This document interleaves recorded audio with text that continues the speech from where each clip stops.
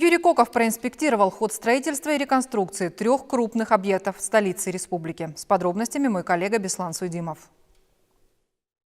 Вместе с членами рабочей группы в составе председателя правительства КБР Алия Мусукова, главы местной администрации Нальчика Мухаммеда Кадзокова, председателя Союза архитекторов республики Юрия Лаговатовского, руководителя профильных министерств, глава Кабардино-Балкарии ознакомился с предпринимаемыми усилиями по благоустройству одной из главных достопримечательностей столицы республики – улицы Кабардинской. Расположенная в историческом центре, она в соответствии с пожеланиями нескольких поколений нальчан станет пешеходной зоной. Многое уже сделано, однако есть и замечания. Входная группа архитектурного ансамбля частично закрывает обзор, сужает проход к расположенным здесь объектам культуры. Архитекторам и проектировщикам поручено в сжатые сроки найти оптимальное решение.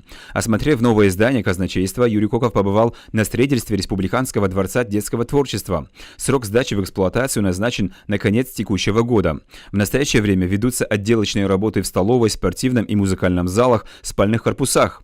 Часть здания отведена под лицей для одаренных детей республики на 200-250 мест, библиотечный зал. Первый этаж под центр раннего развития малышей. Предусмотрены помещения под планетарий и обсерваторию. Юрий Коков высказался за максимально эффективное использование уникального по своим возможностям здания.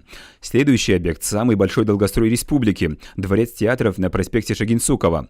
Его возведение длится 16 лет. Территория дворца – 17 тысяч квадратных метров. Не использовать такие помещения недопустимо, сказал Коков.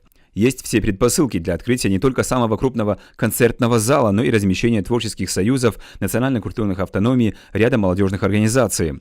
Для реализации намеченного, пояснил на состоявшемся в этот же день совещании генеральный директор Трестпромстрой Алексей Войтов, предстоит решить ряд задач, связанных с подведением коммуникаций, внешней отделкой, благоустройством территории, оборудованием паркинга, удобных подъездных путей.